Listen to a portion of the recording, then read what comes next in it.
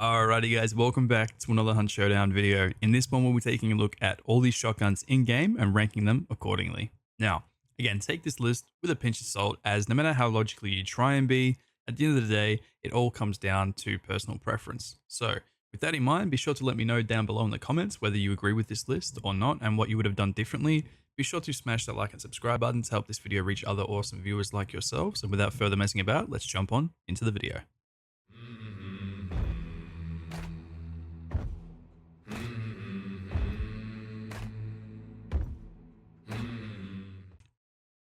So first of all, I'll go over each of the shotties and where I put them on the list. Everyone should know how these lists work by now.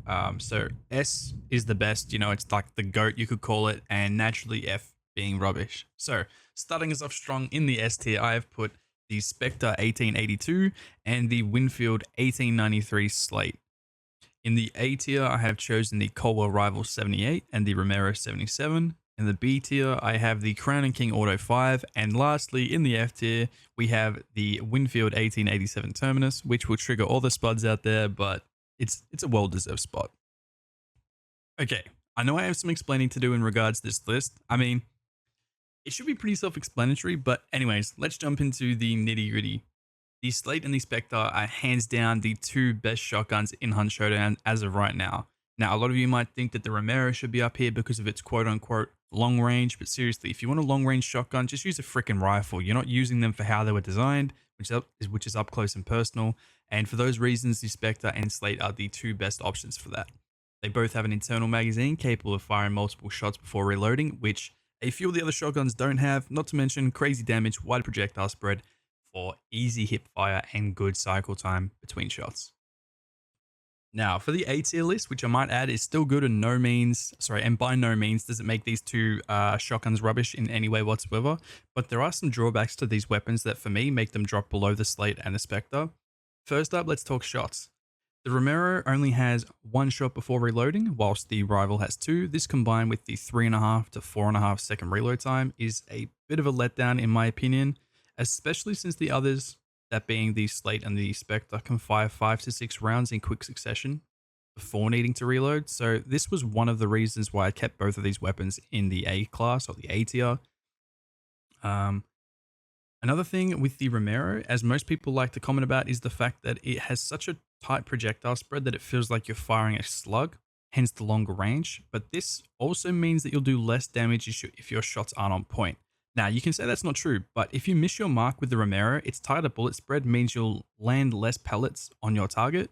However, with a weapon like the Slate and the Spectre that has a much wider and larger projectile spread, it means that if I miss my mark, I'm likely to kill or severely wound said target because my pellets get shot in such like a wider spread or like a wider area. So that's one of the that's one of the few reasons why I personally think these two don't belong up there in the S tier list. But remember, they're still great shotguns. I'm not dissing them in any way whatsoever, so please no one get upset at me in the comments. Onto the B tier. So I put the Crown and King Auto 5 in the B tier list because I just don't feel like it's as good as the other shotguns in its class. Not to mention, the thing costs bloody 600 Hunt dollars and does less damage than pretty much all the other shotties except for the Terminus, but that's a story for later.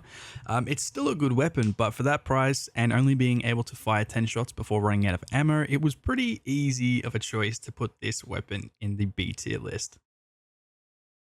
Okay, now for the best part of this video.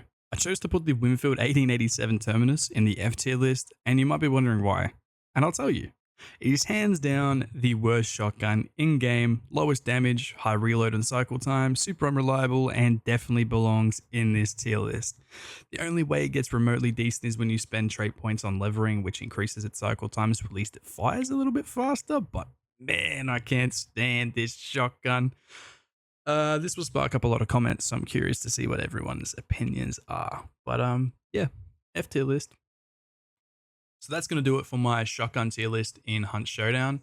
I know most people won't agree with my list, but hey, it's all a matter of personal preference, so don't take it too personally. But if you did enjoy, be sure to smash the like and subscribe button and turn noties on because you won't want to miss future weapon tier lists I have planned. But as always, guys, until next time, happy hunting.